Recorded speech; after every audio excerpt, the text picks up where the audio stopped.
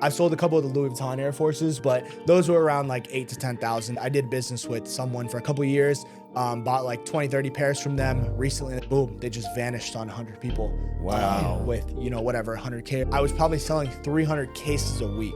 What is it about these, bro? Like, I don't understand. It was ridiculous. Tell them how much work is put in with these conventions. They think it's just showing up, renting a booth.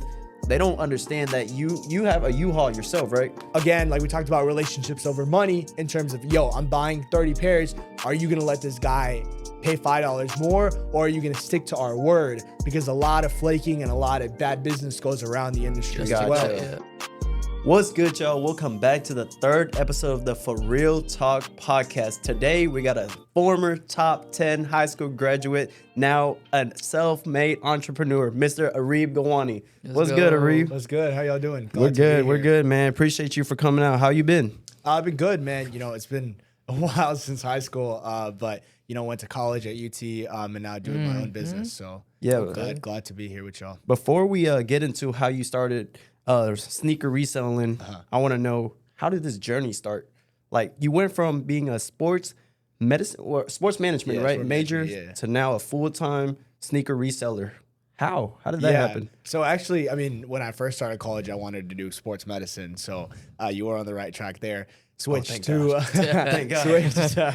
sport management later down after I did, some internships, things like that. But honestly, I think when COVID hit, we kind of just sitting in my own room, went back from Austin to Houston.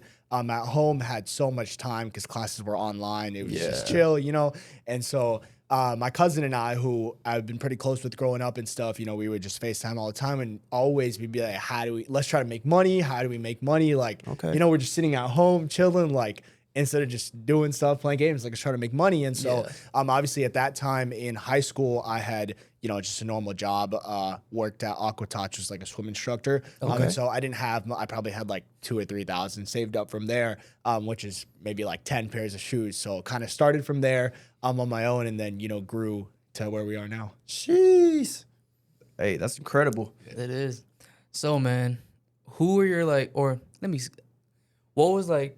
what made you want to do shoes? Like, why shoes? You could have done anything else. Yeah, why sure. Shoes? So I think when I was younger, middle school, even high school, I feel like I always had a passion for shoes. It wasn't anything crazy, but I feel like shoes were pretty expensive, especially back in the day. Now it's a completely different market, but before, like, any hype shoe, 400, 500, 600, like it was crazy. Even thousands. I know, thousands for sure.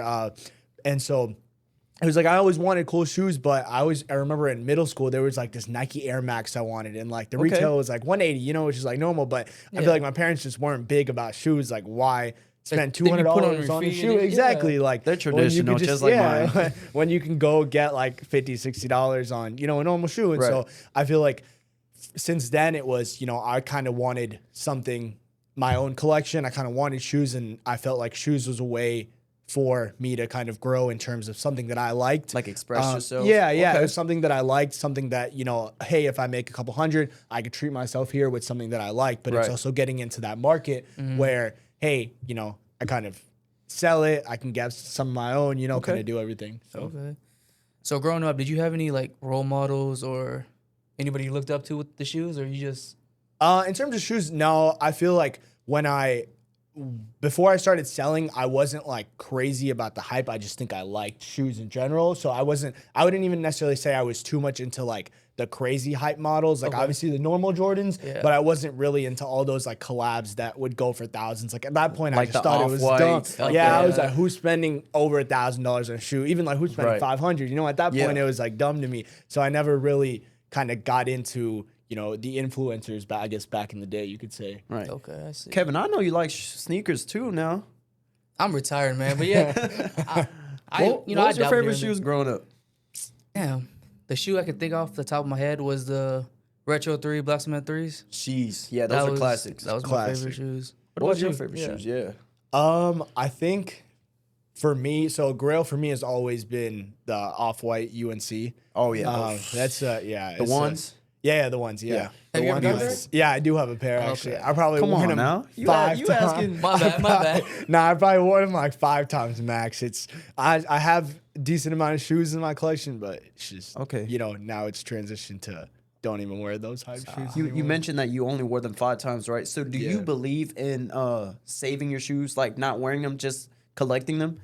No, I don't think that's the case. I think when I first started selling, it was just the hype around it. Like, I want this shoe. Not that I went crazy, but it was like, I like the shoe. I felt like I made enough to where I can, afford it. Or if it was a hype shoe like the Off-White UNC, I would buy them like pre-owned, like worn once or twice because, condition's still great, but you're not spending the whole 2,000. You're getting like, you're getting it for 1,300, 1,400. So for me, it was a better deal. But I think later down the road in the past year or two, I've kind of just transitioned into wearing a lot of more comfy shoes. Right, like the Asics, the New Balances, the hype Balances, is, New like, Balances, gone. yeah. Right, And yeah. so honestly, right now I have my Travis's on, and my Travis's I'll wear here and there. I have like 2 pairs. But besides that, all of the other hype shoes I have, it's just they're just, They're just sitting? Y'all can't see him they're right now, just but he got the sitting. Black Phantoms on. Yeah. Yeah, the Travis Black Phantoms. So man, what's the craziest sneaker you've ever owned? In terms of personal or sold? Let's do both of them. Okay. Yeah. I think personal, I have a few, but I would say the Off-White UNC. I think that's been my grail. I have like the Sean Weatherspoons as well. Those are okay. high I'm up telling there. you. Okay. Yeah. He got it like and that. then I have the Phantoms that I have on. I had the ones that you have on, Fong, the OG mochas, but Preach. I ended up just selling them. It kind of hurt because that's, I think, my favorite colorway, Yeah. honestly, with the pink laces. I think so too. The pink really makes it. But I think I bought them a few years ago, wore them a few times. They went up in value like all Travis's do. So I sold them, made a couple hundred, and it was cool with me. But then, have my own personal. I think the ones that I've sold a couple of the Louis Vuitton Air Forces, which again, Oh my gosh. is nothing crazy compared to people that I know that sell like $50,000, $100,000 shoes. But those were around like 8 to 10,000, and I sold 2 to 3 pairs of those when they first released. The hype was. So I don't want to hype was put your there. business out there, but I know in order to get those LVs, you must have a connection with connection with the store or with another person that works in LV. So like, how were you able to obtain those? Yeah, so I actually didn't pay retail for them. You and did so or you didn't? I did not. I did Oh, not. okay, Yeah, okay. yeah. And so I didn't really have any connections because I feel like I'm not that big on designer. But I knew people that, obviously to get those Louis Vuitton Air Forces, you had to be like on a list of, hey, you need to spend whatever, $100,000 a year on Louis Vuitton. Right. And so kind of knew people that way, was able to buy them.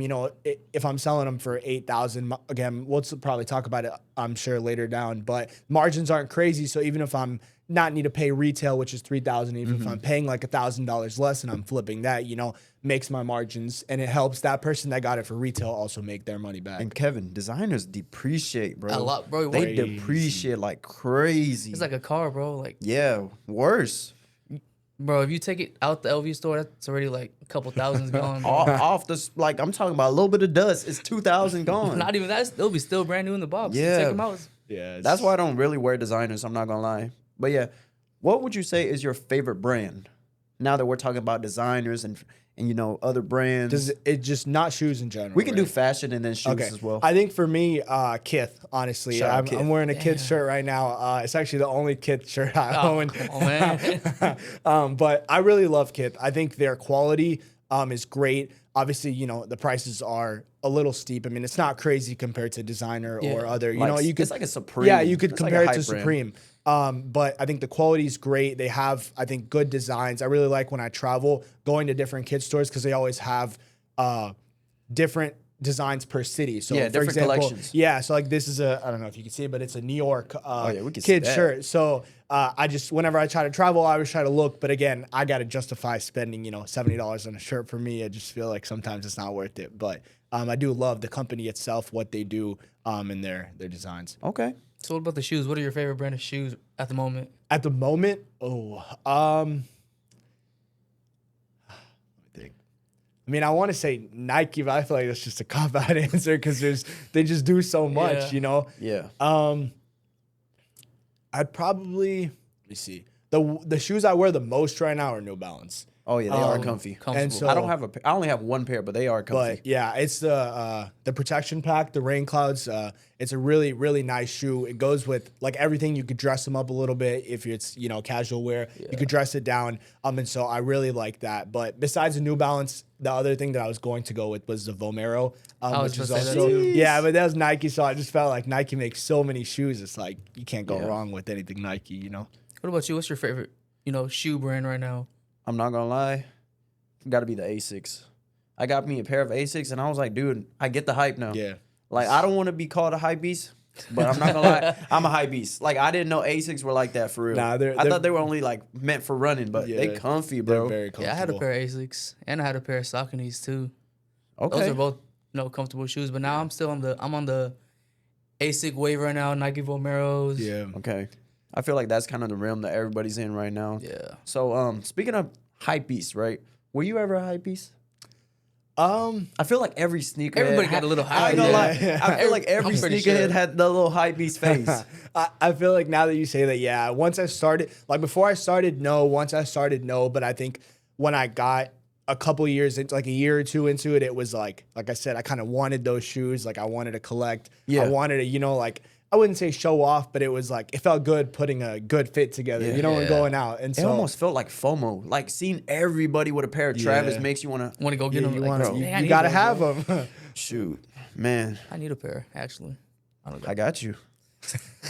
So, bro, what's the, you know, day in the life of a sneaker reseller? What do you do on a day-to-day basis? Yeah, so I think for every reseller, it kind of differs because just based on how their operations and business run. For me, I'm a B2B seller, so it's just business to business. And so essentially what I do is I wholesale to other sneaker stores around the country. And so other sneaker stores, you know, for those who may not be as familiar, not like Foot Locker or Champs, but other like brick and mortar third-party resale stores. So I'm sure a lot of people might know Cool Kicks. Of course, example, I've shout out to Cool them. Kicks. Yeah, they're great. And Rami the icon. Yeah. I was there a couple months ago. So yeah, they're great. Private Selection is also pretty big. They're in Dallas. They have a few stores, but you know, there's resale stores in, you know, every city. And so what I do is when I travel, I try to, you know, get those connections. And so what I do on a day-to-day is essentially fulfillment. In terms of orders, I have a spreadsheet that I send to all my stores, and they can kind of look at kind of a catalog of what I have. And so, you know, whether they might be, like we talked about, Nike, Jordan, Asics, Vomeros, things like that. So basically inventory. Yeah, inventory. It's just a spreadsheet that they can look at, kind of see prices, things like that, try to base everything on market value. And then they can kind of pick and choose what they want, depending on the store, what they price it at. Some stores like to haggle, some stores don't. So, you know, make those orders, combine those orders, usually getting up in the morning, packing those orders, kind of fulfilling it, talking to stores. The inventory that comes in every day, you know, roughly we'll have about 80 to 100 pairs come in every day. Jeez. And oh so, my God. Yeah, Damn. That's a lot of shoes. And so, yeah, it is. It is. It totals up because some days you'll have 200 and it's just all sitting there and you got to unpack them. But yeah, so obviously unpacking those, making sure everything's good, no like box damage. Sometimes, you know, sellers will accidentally sell you shoes that are used. So just doing your due diligence, doing that, storing everything in the warehouse. And then like I talked about the orders that go out for the day, making sure those are packed and sent off to mostly UPS. Kevin, so practically what he's trying to tell us is that he's the Costco and Sam's Club. Basically, bro. So have you ever had like a pair of fakes or reps? Somebody try to sell you and you try to. Have you been scammed? Yeah. I feel like when I first started, I was scammed. You know, here and there. There was a Jordan 1 Mocha when that first released. Oh, yeah. The Mocha High is a great shoe. It used to go for $450. Now it goes for like $200 because Jordan 1s are dead. But I think that was my first like actual thing of getting scammed, and that was maybe a year into reselling. So that was tough because there was like 15 pairs. But so all 15 were. Yeah. No. I just it was a deal that was supposed to be done, and it just never happened. I paid and they just ghosted me. Wow. So did you ever get your money back? No, I did not. Oh yeah, unfortunately. So that's the worst. Yeah, That's at that time tough. I did have a partner, so we were splitting it. But I mean, still, 15 pairs times, you know, whatever they were going for, it's a couple thousand. So that's a hit for anyone. It's tough. But yeah, recently I go to a lot of conventions, so you'll come across, not, you know, purposefully maybe. There will be some times that people try to sell fakes on purpose, but there might be, you know, you might get a fake here and there. And so just making sure that you either catch it on the spot or there's been times where, hey, this was fake. Luckily, I get everyone's Instagrams whenever I go to conventions. And so it's pretty simple. Just hit them back. Usually, as long as they're good for it, they refund you and ship the shoe So is it back. easy for you to spot a fake right away? It depends on the shoe. Some shoes are very good.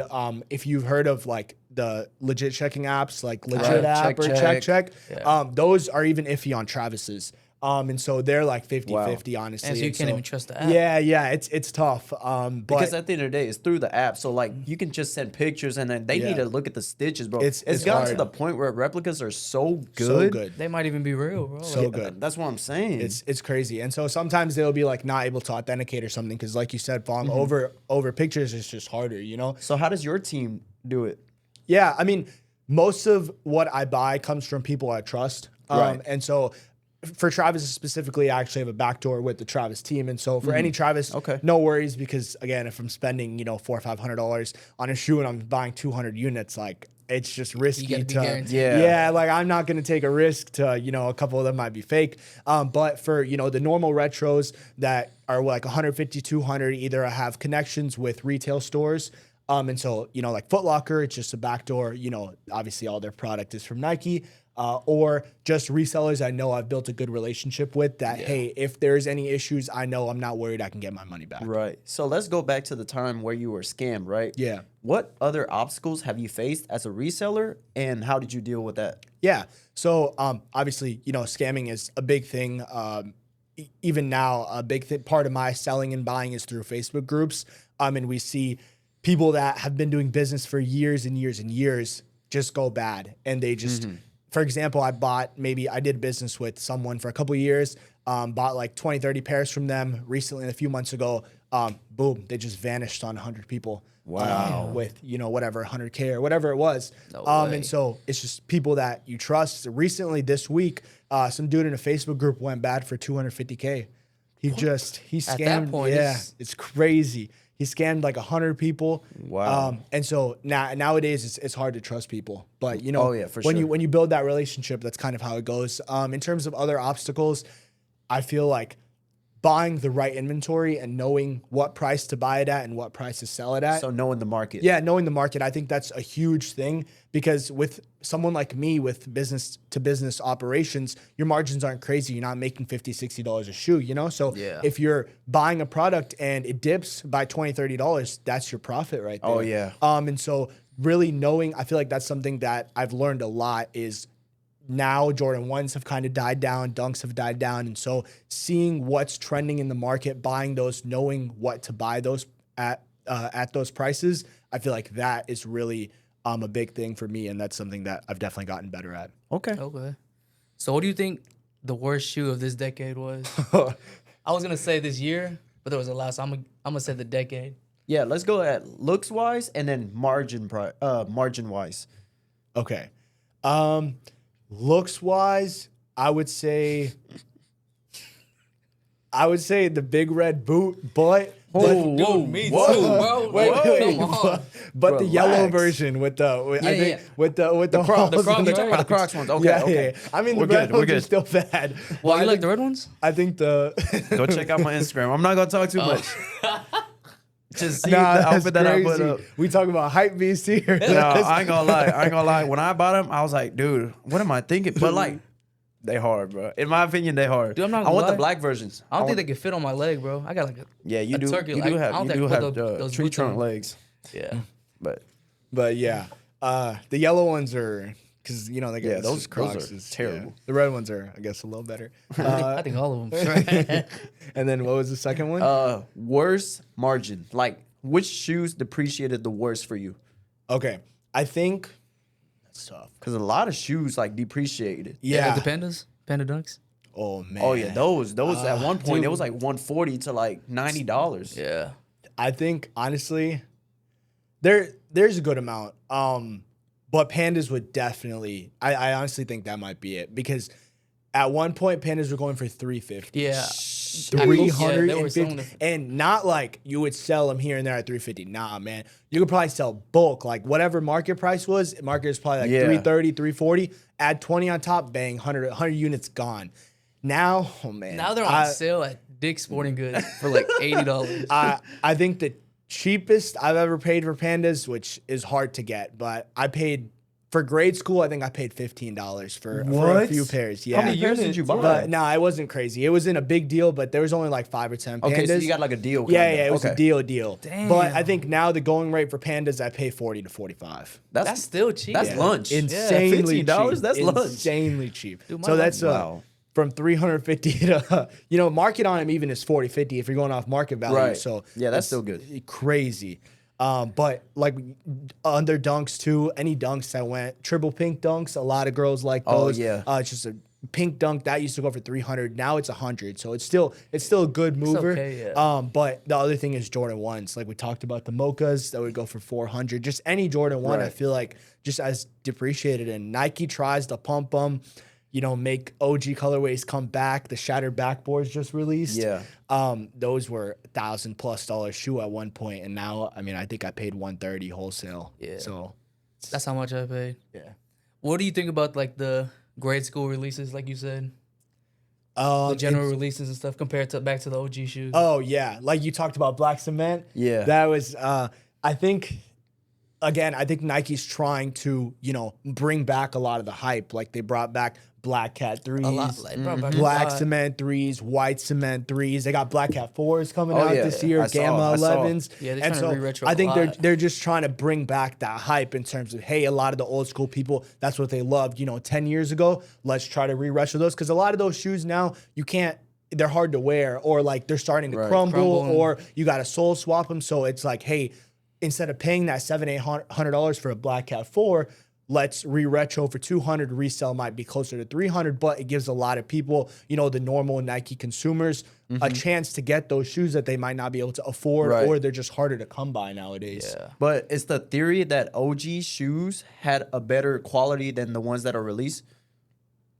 Like, that's 100% true. Yeah, I think so too. I don't know if y'all saw the Undefeated 4s that just released last month. I saw that, yeah. That used to be a $30,000 shoe.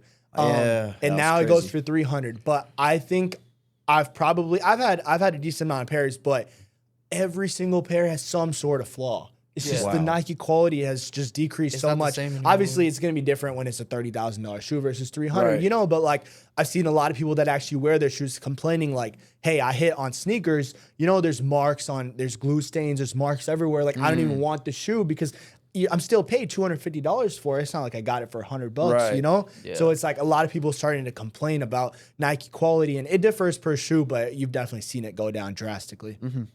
So for someone that buys shoes in obviously bulk, how do you quality check other than like authenticating it? Like, do you go through every single pair? Say you buy 1,000 pairs, realistically, you can't. Realistically, do you sit through every pair and check for the quality and all that? Yeah, so no, I don't, because I don't have a big team. It's just myself. I've thought about getting employees and stuff, and so I know people that run through thousands of units, but their team is 20, 30 people. They have people specifically to quality control track. And so no, like honestly, today I was shipping out a batch of Travis's, and they ordered 4 size 8s, all 4 of them garbage quality. And so they just didn't want them because it was like the consumer's not going to want to buy that, like especially a Travis, you're spending a Velvet is $400 market. Yeah. They're marking it at $550. Like I wouldn't want to buy it if it's like all messed up, Yeah, because that's like a whole paycheck for somebody. Yeah, exactly. And so I don't personally, but again, the people like I talked about earlier, I deal with consistent people, either from retailers or people that I consistently buy from that I know are good. They've either done their due diligence, or if anything comes back, whenever I go to sell it, I check them all. And so if anything comes back, I know where I've gotten it from. I can kind of contact that person, and for the most part, they're usually willing to help. I feel like that's pretty effective for like a small group of staffs. So what's your sneaker collection looking like right now? Personal collection, I think, again, in daily rotation, I have slides, actually. That might be my favorite shoe right now actually to wear. What kind of slides? Just Yeezy slides. Okay, yeah, fair. I've beaten down, I think I'm only on my second pair, but they're so bad. Like the bottom is like inverted because I wear them every day. And for me, I just think it's easy to slip on. It's not, I'm packing orders and stuff, but I'm not doing anything crazy. Yeah. Like I'm not running, I'm not doing jumping jacks. Like, my slides do. And so, but for days that, I'm doing more work, I love the New Balance, ASIC, Vomero, And then, like I said earlier, when I'm dressing up a little bit, I like to put on Travis's, or in my collection, I also have the Off-White UNCs, the Sean Wotherspoons, like I talked about. And then let's So your collection isn't too crazy all over the place? No. It's probably like 20 to 25 pairs, Okay. but I actually probably wear about 7 of them. Yeah. You can tell because he won't even get himself a new pair of Yeezy slides. Dude, I used to hate on the Yeezy slides. I don't know why. They're so comfortable, though. Bro, they shrink if you leave them The foam outdoors. runners? Yeah. You know what I yeah. used to call those? Alien shoes. Yeah, they are. Really? Yeah. I used to hate on the They foam do look runners. like it. I used to wear foam runners a lot, but then, I don't know. I liked them more than slides at one point. Hey. But I just feel like the slides are easier to slip on. The biggest streamer in the world is wearing them Yeah. every single day. He Shout out to loves ISO them. Speed, man. Speed loves Speed, his, He dude. loves his those. foam But yeah, runners. now Yeah. I'm on the Yeezy slide hype now. They should have a collab with him, honestly, bro. They should, I feel like that bro. would go crazy. That'd be. But yeah, dude, your shoes collection is like worth more than a lot of people's like whole closet. Yeah, I think when I first started out, I was getting more Grail type shoes. Yeah. So it's definitely like, now I'm wearing running shoes, like the New Balance Asics, they're only like $100, $150. But the more Grails are, $800, $1,000. So it's definitely up there. But let's go back to the quality, right? Like obviously you love quality because that's what makes your business run, right? Do you blame people for getting fakes or replicas because the quality of like authentic shoes so now what do you are think about just that? as bad?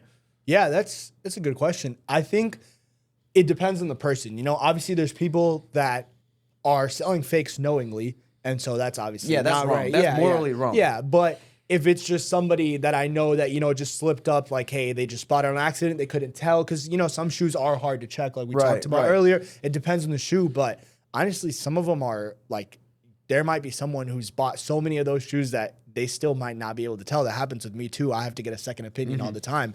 So if it's just, like, unknowingly, then no, it's definitely, like, if I know they mean good and it's cool, then it's not a big deal. I definitely keep shopping. As long as you get a them. refund. Yeah, as long as I get a refund, as long as they make it right. At the end of the day, it should be relationships over money. Right. Yeah. What about consumers wise? Like, say if I rock a pair of fakes, would you judge me? Would you look at me differently knowing that you deal with authentic shoes all the time? No, I don't think so. Unless I think the only issue comes if you try to sell those fakes as real.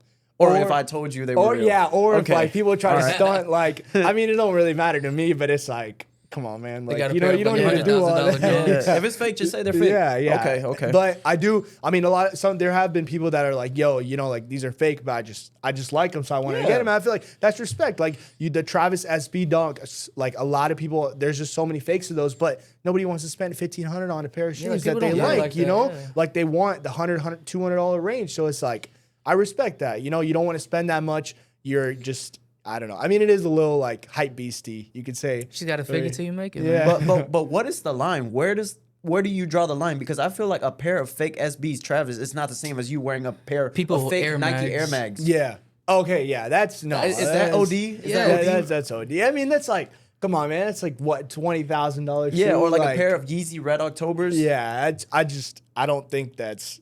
I don't know. I think they're just flexing at that point. Right. I think unless fake flexing. Yeah, at that. yeah, exactly. Until somebody calls it out, it's like, oh, look at me, and then it's like, once somebody knows, it's like, damn, Gotcha. never mind. Okay. You want to confess to the camera? Have That you was- ever had a pair of fakes? Yeah, I was about to ask that, but I don't want to put your business out there. For personal, no, but I've definitely been sold a decent amount. Not a decent amount, but I have been sold some fakes.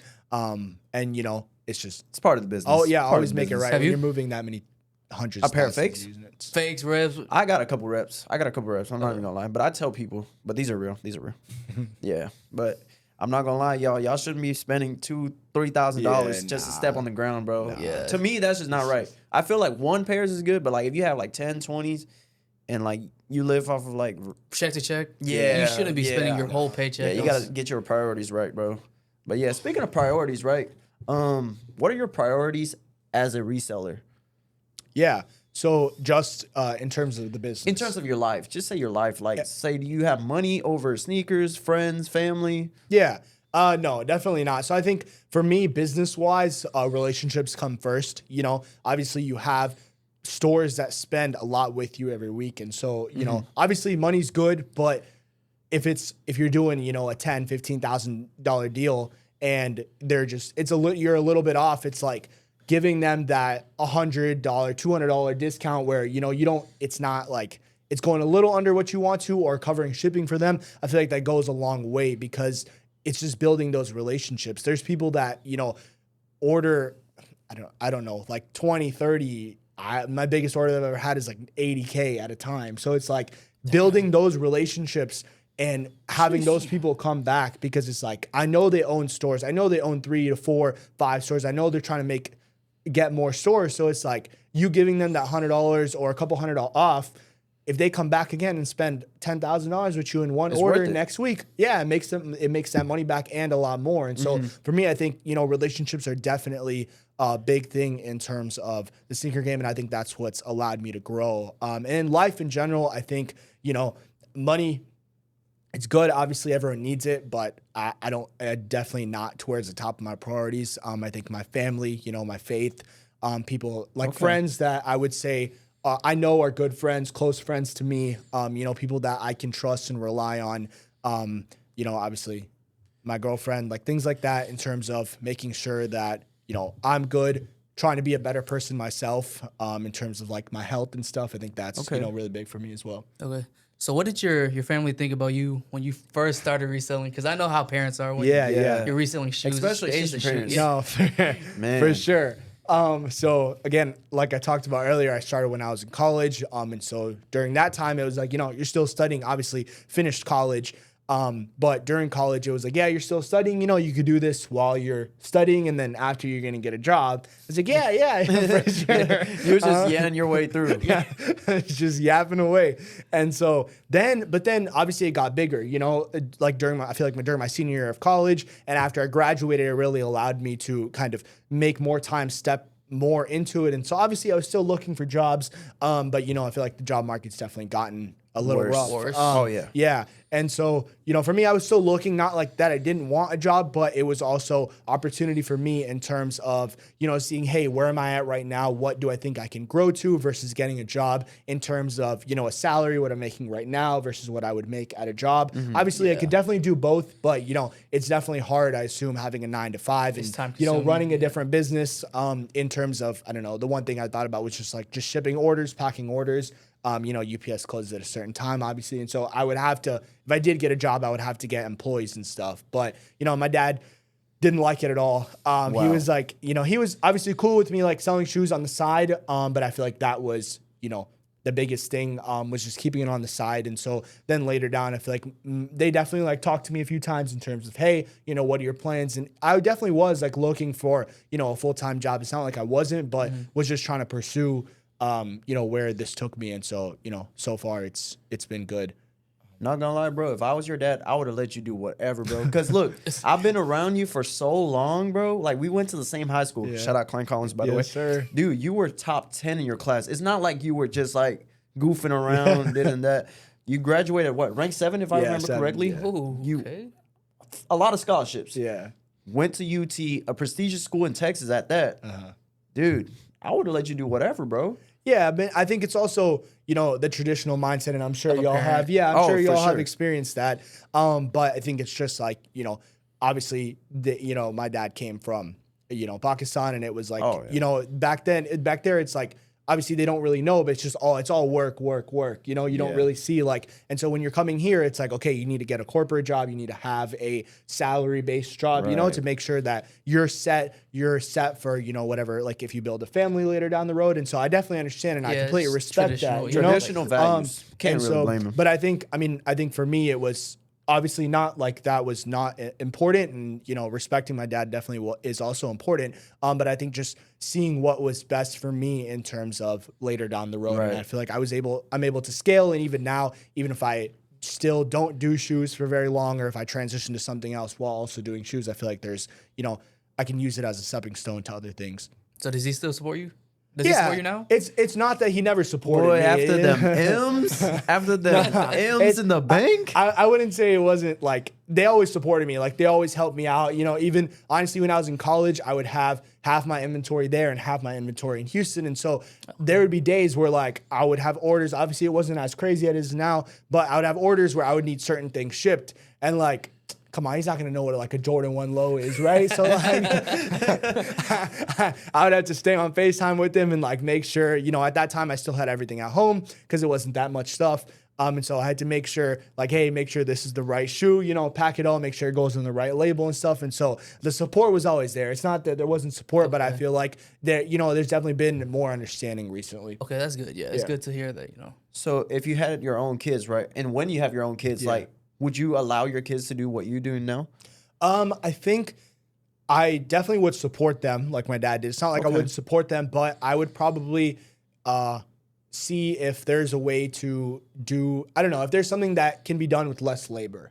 Less labor, okay. Yeah, and so I feel like for me, it's not an issue. I personally enjoy it. I really like traveling. I love like doing what I do, but I know there's a lot of things, you know, Amazon fulfillment. Oh, yeah, it's a lot of work. There's a lot of things that, you know, you can do without having to do manual labor. And so, you know, and I mean, who knows what the world's going to look like in 10 years, you know, what's going to be. Even 5 Yeah, years, exactly. next year, man. Yeah. What's going to happen. And so I feel like, you know, I would definitely support them no matter what, but maybe seeing if there's a way to do things, you know, online, which I'm sure that stuff will grow. Yeah. Okay, so 10 years from now, right? Use your knowledge on sneakers. Let's predict, what is the meta going to look like? The meta of the sneaker game. Is it going to go down? Is it going to go up? Because I know a lot of stores now, they do online selling. Yeah. Like Cool Kicks, they have their own app. They do raffles every day. Like, do you think that's where the sneaker game is going? Yeah, so I don't know if y'all have heard of Whatnot. Yeah. It's a big sneaker platform, or just a platform in general in terms of it's just online shopping. And so like people sell a lot is hot on there is Labubus. Everything. But That was you know, actually that was the worst trend. I didn't mean it. That was the worst. We can talk about that after because that was crazy over the last few months. But I think online shopping is, you know, it's getting bigger in terms of even I feel like you see it now where there's not as many people at malls. You know, they're just shopping online and now live shopping in terms of you can see what you're buying, you can look at it and you can just bid. And I think that's really cool. I personally haven't gotten into Whatnot because what I do is a different tier or different like niche than what sells good on Whatnot. But I know a lot of people that are on Whatnot. I sell to a lot of streamers on Whatnot. And so I think at least for the next couple of years that will definitely be, you know, something that's big. So let's get back to what was it? Labubus? Labubus. Yeah. I don't even want. Why? I feel like, dude, that was worse than the red boots, bro. Y'all talk about the red boots trend? I feel like that was worse than the red boots. Have you ever had some Labubus in your inventory? Yeah, so hey, whatever makes money. Whatever makes money. You can't blame them. It was crazy. Like I probably heard about Labubus in like January, February. Okay. And I saw people selling it, but the biggest thing I heard about them was there's a lot of fakes. You know, and so immediately that was a little red flag. I was like, I'm not trying to get into a market that I don't know much about, and people are telling me there's a lot of fakes. You know, it's like that's not what I want to hear. And so, like 2 months after that, maybe like April, there's some dude from overseas that had a couple cases. Like for those of you who don't know, Labubus come. It's a little plush doll thing, right? Yeah, it's pretty dumb. I don't know what it is. Ugly. I don't know what it is. And so they're little plush dolls. A lot of girls love them. They put them like on their backpacks, keychains, whatever. Right. And so each box comes with 6 blind boxes in it. And essentially, the cool part about it is you don't know what you're getting inside. It's like different characters, and you rip it open, and it could be like the ones there, or it could be a secret one, which goes for like a lot of money. And so about 12 boxes. And so again, each box comes with 6. And he said he's cool with doing payment when it arrives. So I was like, okay, cool, no worries. Okay. I'll just open one, make sure it's good. People I knew, you know, sold Labubus. So I was like, just make sure they're real. They were good. So I started selling them. They sold in like all 12 boxes sold to one person in like 20 minutes. You bought them for how much? I think I paid like $170 a case, and I think probably sold them for like $210-ish. Okay, so you made like a $40 profit? Yeah, for each case. And there's 12 cases. Okay. So it was like $500. Okay. So, and so then I was like, okay, let me order some more, ordered some more. Boom. So in June and July into August, I was probably selling 300 cases a week. What is it about these, bro? Like, I don't understand. It was ridiculous. Like, I would get them in. People were waiting, like, let me know. And it was like, at one point they were not cheap. Like each box I was selling for $350, $360 a box, and that's $60 a Labubu. Keep in mind, these stores were reselling them for $90 to $100 a Labubu, and they were flying. Like there's a store in Miami, they sold 80 Labubus in 2 days. In 2 days, and each of them you said were 90? Yeah, 90 to 100 bucks. And they were buying for like $55 to $60. Hey, bro. You heard of Sony Angels and Miskies? Yeah, and all that? I have. I like What, those. what is it about those figures? You're one of them. You're one of them. It's just, I think it's a trend. Like we talked about hype beast. You know, hype beast. I don't get it though. Like what? I don't know why I like it. It's just my friend had put me on, and I'm just like, it's addicting, but I can't stop going to these stores and buying. So you them. have some? Some. So you got a lot of Sony Angels? I do, man. Yeah. And I don't know what it is. It's all good, bro. We're all part of the problem. We're all part of the agenda, bro. But so your audience went from males to females all of a sudden. Yeah, I think it was, and it was a lot of kids too. You know, a lot of parents buying it for their kids because August comes around, it's back to school. And so I think what I was kind of analyzing was when somebody walks into a shoe store, you know, they don't really want to spend $250, $350 on a pair of shoes for their kid. Yeah, you know, maybe. But if they walk into a store and they're like, oh, there's a little toy that they like. Obviously, it's a pretty expensive toy, but if they're spending, you know, $60 to $80, maybe that's something that's more reasonable for them that they think their kid will enjoy. And so that's why a lot of stores have their own merch and all that. Cool Kicks, they sell their own own merch. Yeah, because it's clothing. Socks. You know, the margins are great on clothing, and it's something cheaper if somebody supports. You know, Cool Kicks, Private Selection, for example. They have good merch. It's like $35, $40 a tee. You don't need to spend $300 to support them if you like them. So speaking of clothing, do you only sell sneakers for the most part, or do you sell other stuff? Like I know a lot of resellers nowadays, they sell Chrome Hearts, they sell clothes, Rolex, Bape, Supreme, like especially the Supreme Cardi shirt that just dropped. Yeah. Like I know a lot of resellers, they sell a lot of stuff. Do you just stick with sneakers? So I did sell a lot of clothing earlier. I think I sold a lot of like few years ago when I first started, like V-Loan, Bape. Shout out V-Loan, man. But so the issue with that was, so V-Loan, when they first would drop, you know, they would drop everything on the website, and we would get it on the website. We'd pay like $40, $50 for a shirt. We go to a convention, sell it for like $100. Same with Bape. We had somebody that, you know, got it from overseas. And so later down the line, we started seeing more supply of those V-Loans and Bapes, and came down to it that there was people manufacturing like one-of-ones on V-Loan and Bape, and so it's essentially just replicas, but it's one-of-one, so it's nearly impossible to tell. And so for me, you know, as my business grew and I started wholesaling to stores, I realized that, you know, it's just not worth it because the price I'm selling it at is like $80, $90. They're selling it at like $40 because they probably buy it for $20. So I can't make any money off that because nobody's going to buy my $80 shirt if somebody else is selling it for $40 and they can't tell the difference. And so, you know, I kind of stopped there. Supreme is good because nobody replicates that. And so I do keep a decent amount of Supreme shirts in stock. Nothing crazy, but maybe like 40, 50 tees because they're cheap. You know, I buy them for like 40, 45, sell them for 55. You got any Cardi ones? I don't have any Cardi ones at the moment. Whenever you get one, let me know because I'm going to the concert in Atlanta in December.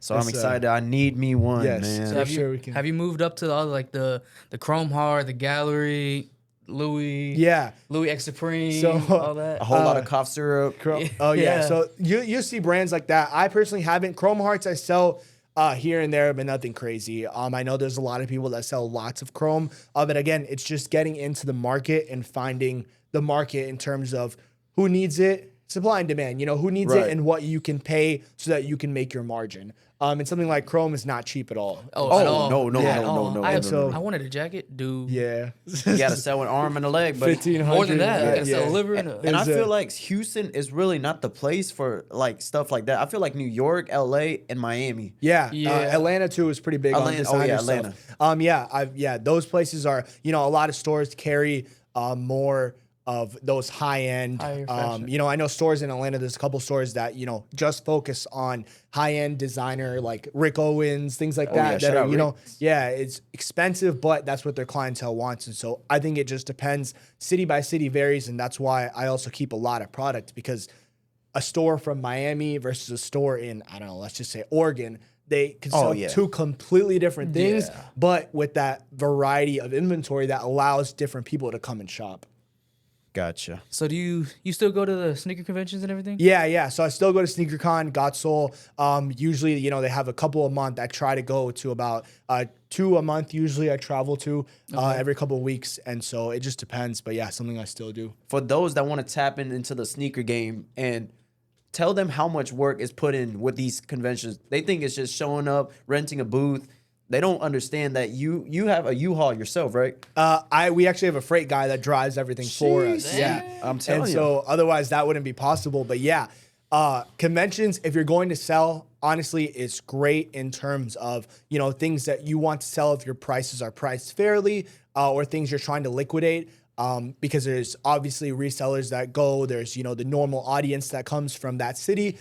Personally, I feel like I've grown my business enough to where I don't go to sell anymore because it's just not worth it. I sell my product around market value to stores that buy at market value. And so for me to sell it to a convention in, let's just say, Los Angeles, I would have to pay the freight guy to take that product. I would have to sell it around the same price. And then I also have my expenses. It's just not worth it for me because of where I am at the moment.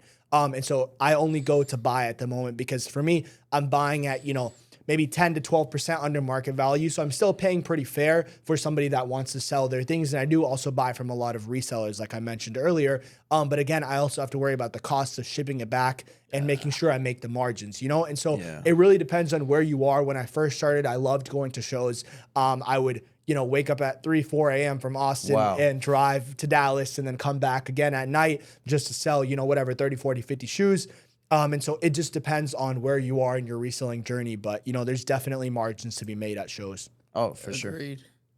So, yeah, like I was saying, back then when you used to go to the conventions, how did you know what to bring? Because I know you wouldn't be able to bring all your inventory, right? Yeah. So I would do a variety. And so now I actually vend at one show a year, and that's Dallas SneakerCon, just because it's within Texas and it's easy. And so now what I do is I just bring a little bit of things that I know will move, but things that I know will move for over market value because I sell at market value myself. Right. So for me to bring it, if a shoe is cheap, for example, if it's a cheap Jordan 4, and it only goes for like 150, 160, but retail is 220, 230. A normal consumer would pay 180, 190 for it, I would assume, because they're saving money compared to retail. Even if they buy off StockX, they're saving money on it. And so I try to take things that are still pretty hot, but if it's too hot, I know it'll sell back home. So there's no reason to take it. Okay. Yeah. So I try to kind of go like that. But before, I wasn't really doing wholesale. I just had kind of like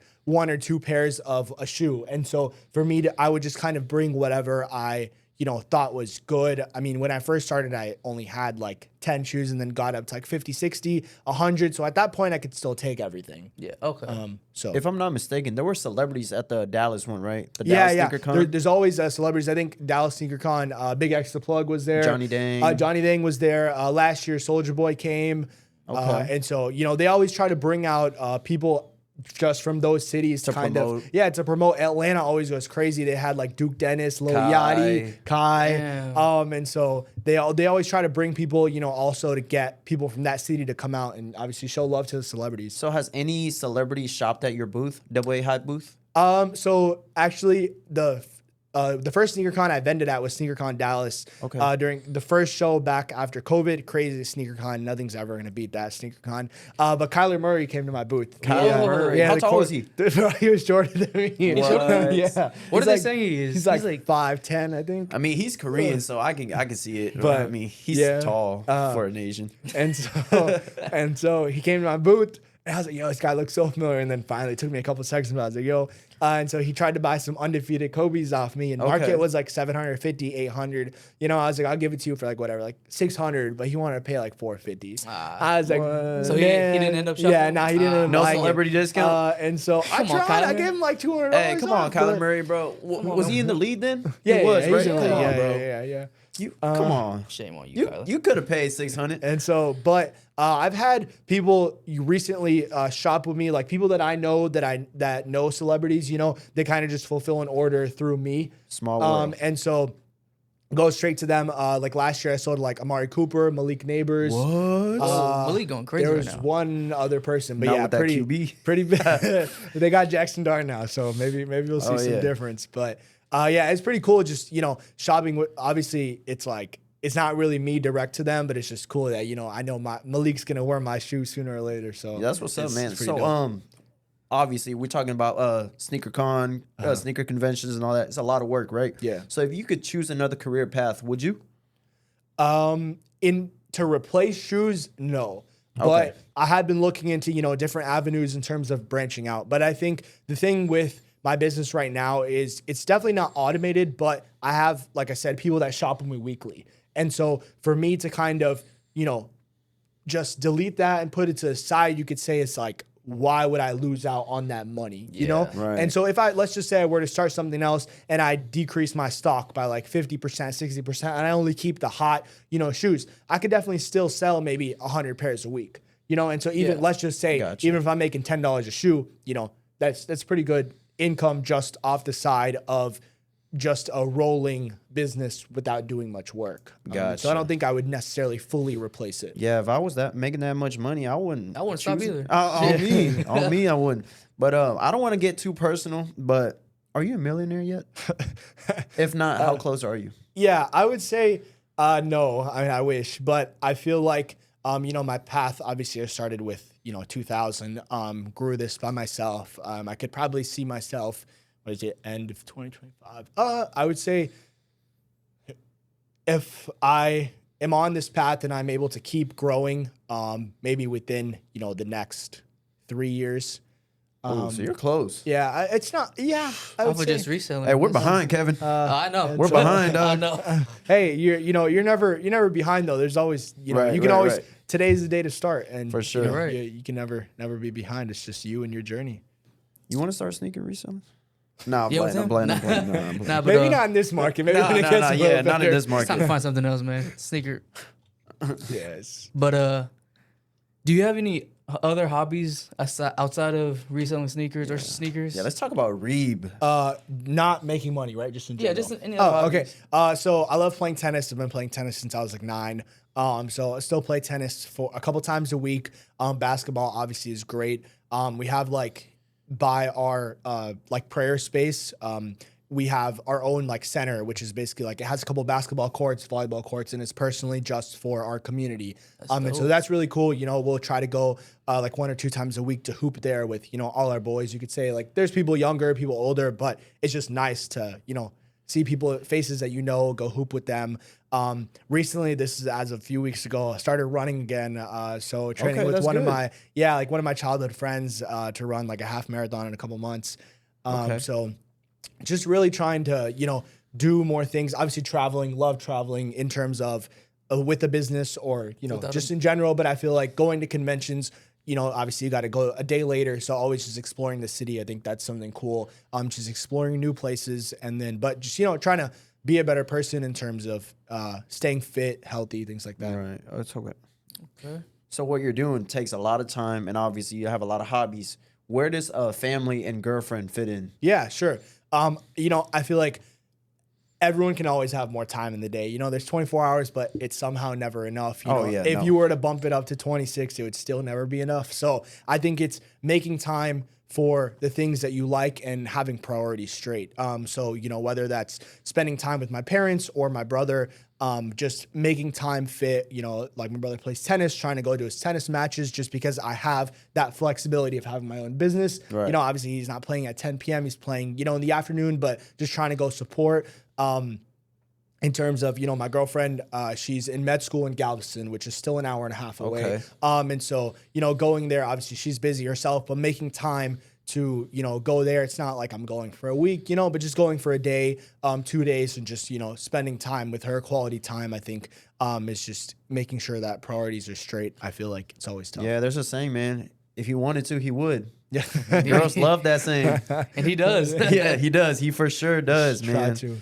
So, yeah, if you did have 26 hours, what would you do? With the extra 2 Extra hours. With the extra 2 hours, man. It could be sleep. It could be, I don't know. Sleep is great, honestly, but I feel like I do get enough sleep. My sleep schedule definitely changes, but I would say... What's that looking like? Sleep schedule? I think it just depends. So some days I'll sleep at midnight, but then and wake up at 8. But some days I'll be working till 2, 2:30. And so then I'll, obviously wake up a little later, but I feel like it just depends on the demands. Right now, September, October is a little slower season, so it is a little more chill. But come quarter four coming up, as everyone likes to say, like quarter four is a busy quarter, and so in a few weeks, the holidays are gonna come up, and that's when it's busy. That's when you're moving, I don't know, like 800-900 units a week at some point. And so it's pretty crazy.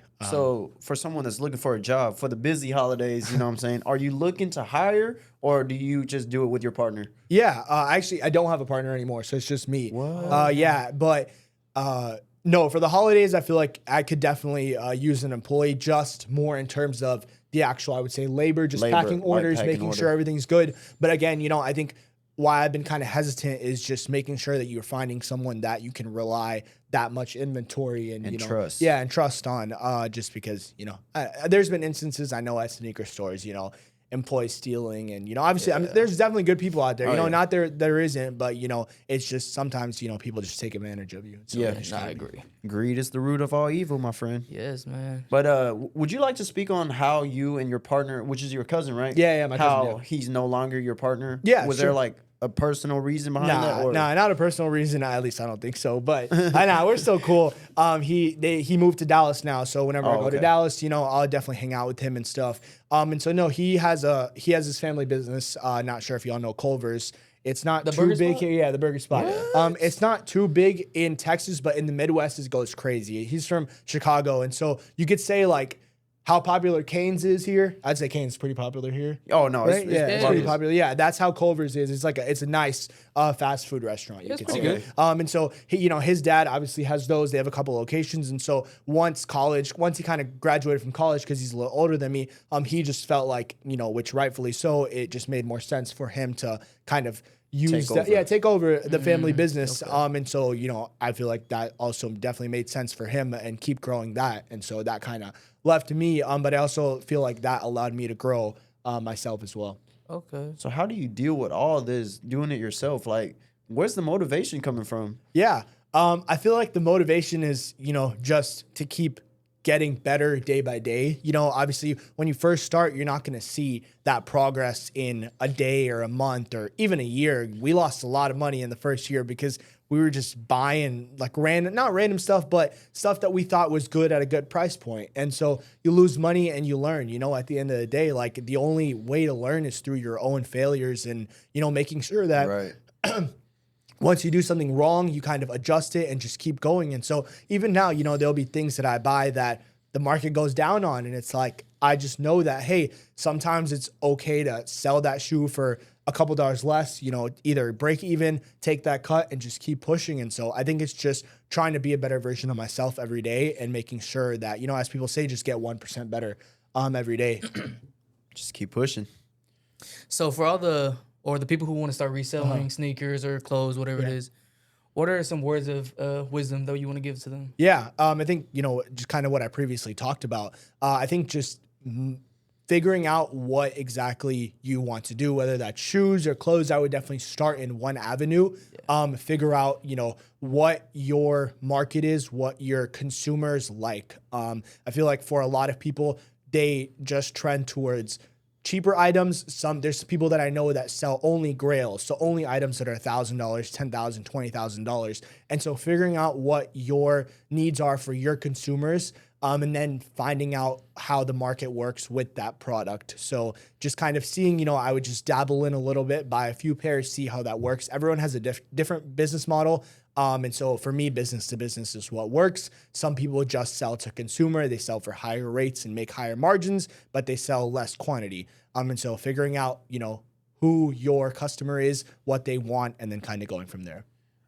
Let's speak on that. Even with those words of advices, what about the saturation of the sneaker game? Like, I feel like everyone wants to be a sneaker reseller. Every mall you go to, you see about 2 or 3 stores. Like, Galleria alone has 3 or 4 like hype stores. Like, let's talk about saturation. Like, where do you think should people start? Yeah, excuse me. So, I don't know if this is the best time to start, just to be, frankly honest with you, because like we talked about, the hype is definitely on the lower end.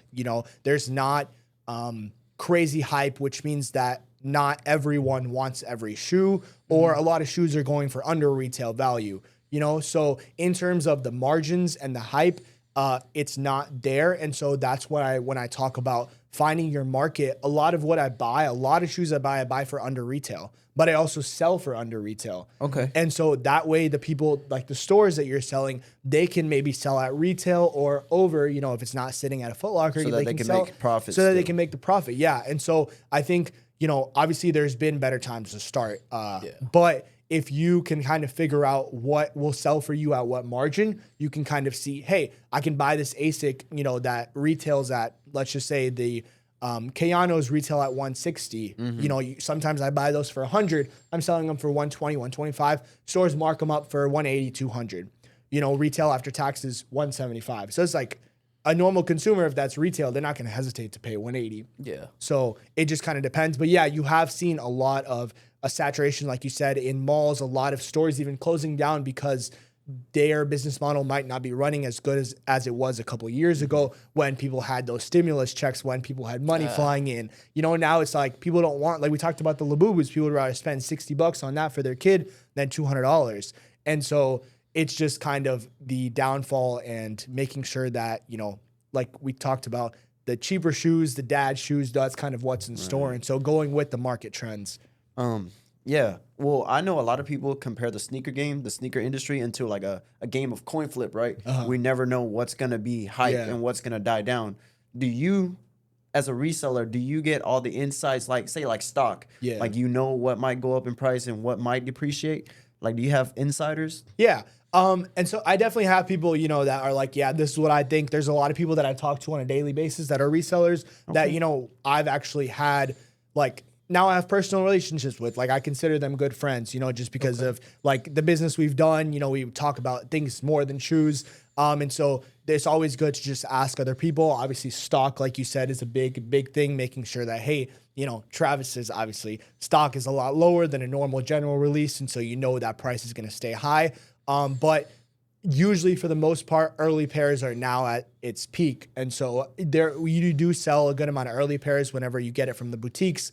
But the thing is, you got to get them gone quickly because once the release day comes, the price drops under retail. And so unless it's a hype shoe, you know, like Travis's or something. And so, yeah, just kind of figuring that out. Sometimes I do buy early releases, but again, it's just risky because if you don't sell them all, then you're going to be stuck with it after release. Yeah, I've seen stores shut down because of that. Yeah, a lot. Would you ever open your own store? Yeah, so I thought about it. I actually, in Austin, I had a spot at the Domain. Not sure if y'all are familiar with the Domain, but it's a really nice area. You can compare it like Market Street over here. Okay. In the Woodland. So it's a good area. I was going to in college, decided not to. And then here in Houston, I think, I don't know if I would because of the model I run right now. If I were to, I would just kind of use the store as, you know, a place to display my shoes, but also as a warehouse in the back. Because if I'm paying rent, you know, it just kind of does a 2-for-1 thing.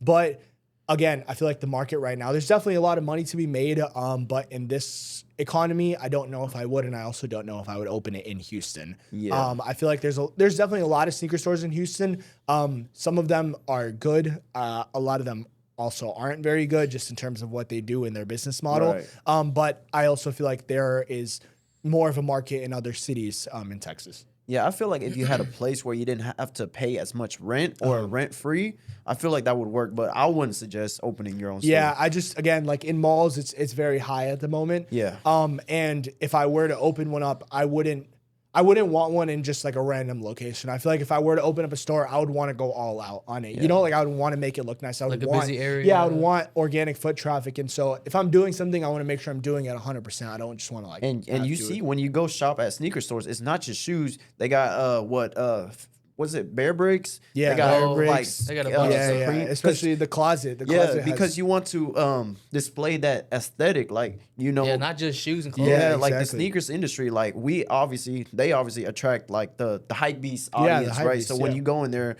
you see the Supreme machine, the games. Yeah. Floaty boats. Floaty boats. Like, you don't want to just go in and it's just shoes. Like, that's boring. Yeah, you want to also attract people in, you know? Yeah, like of course. And but not having your own store, right? It's okay. What about your own clothes? I know you're into fashion too. Would you ever drop your own clothing brands? Yeah, just like in terms of, you know, like a DoubleAHype or something like that. I definitely looked into that. I feel like for that, I would definitely want to onboard other people.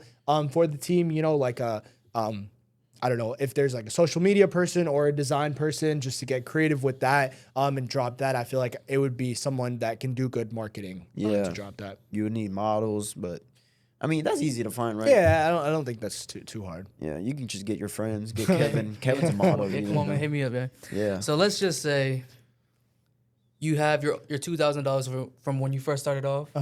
In today's market, you know, what would you do differently? Yeah. What would I do differently?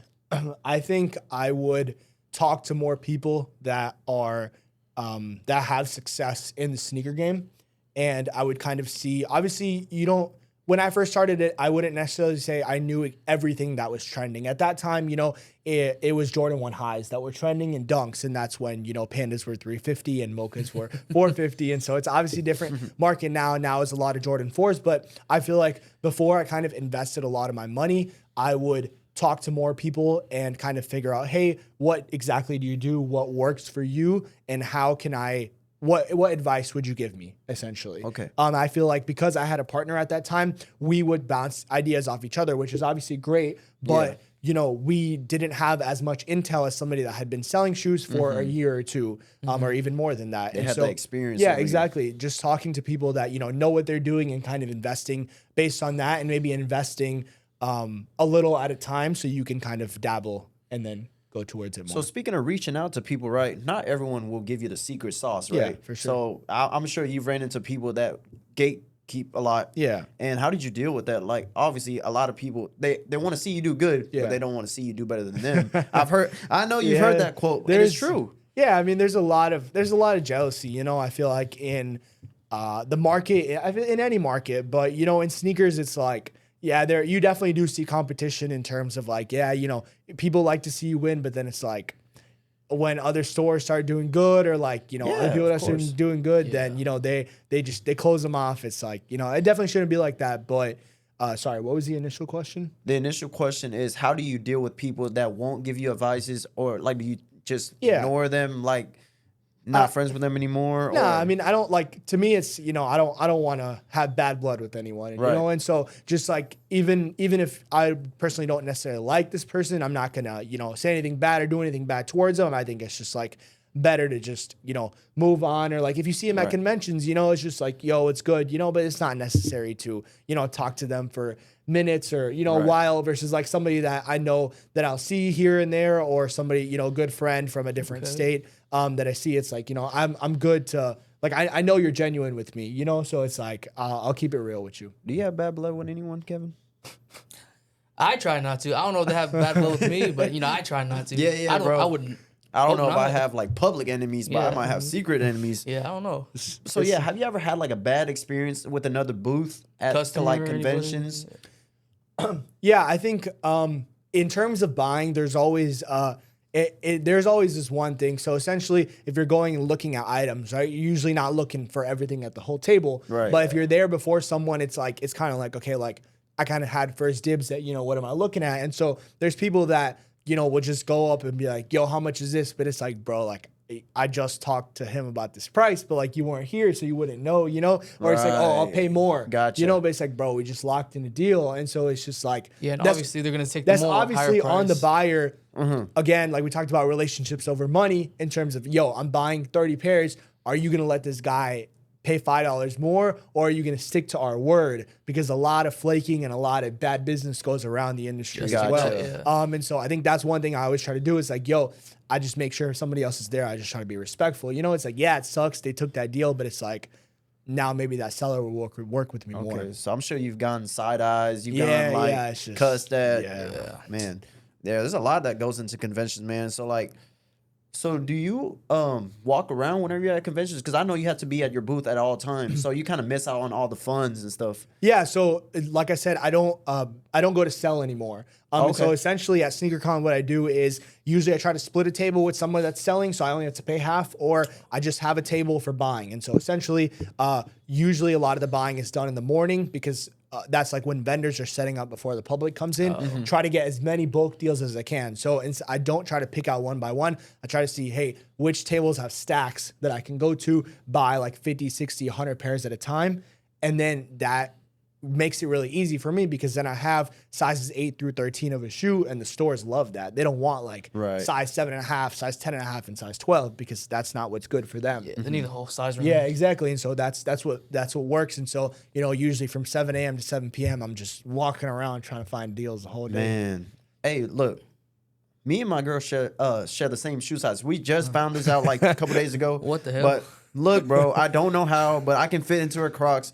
And I can fit into her Birkenstocks. But look, what's the money size? Is it still 10? I would say the most popular size is probably 9 to 10. Yeah. See? But you see that, like, honestly, right now, that 8 to 10 range or 7.5 to 10 range, especially in retros, is once after they release, it's hard to find for some reason. And a lot of stores, that's what they sell.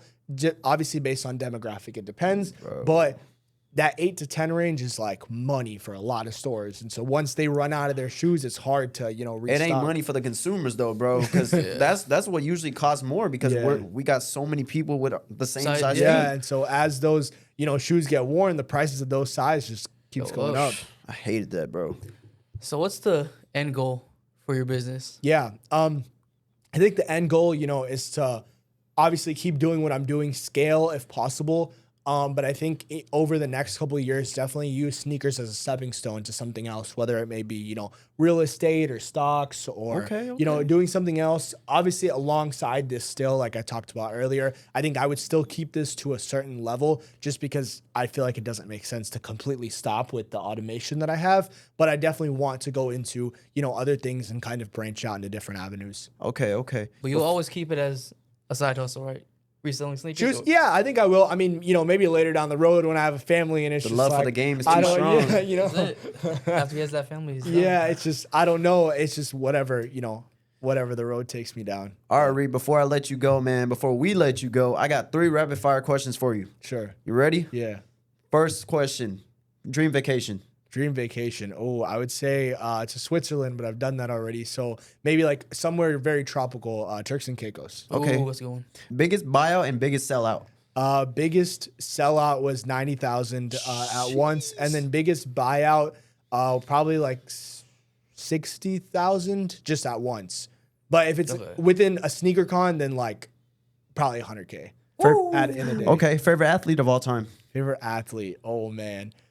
I'm gonna go Rafael Nadal. Hey, is that your GOAT? Tennis, yeah. Him and Federer. Oh yeah, that's my GOAT. Yeah. But yeah, man. Hey, Kevin, you got any rapid fire questions? That's all I got for him, man. All right, man. Appreciate y'all. Hey, shout out to Mr. Arib Gowani Arib. Do you want to shout out your socials? Yeah. So my Instagram is all spelled out DoubleAHype. And then obviously my personal is just Arib ARIB _ my last name Gowani GOWANI. Appreciate it. Okay, hey, shout out Arib Gowani, man. Hey, my GOAT for sure. Yeah, man, I'll make sure to go follow him, tap in with his sneaker page. But yeah, tap in with Pho Real Talk on Instagram, TikTok, YouTube, all that. We out. Jeez.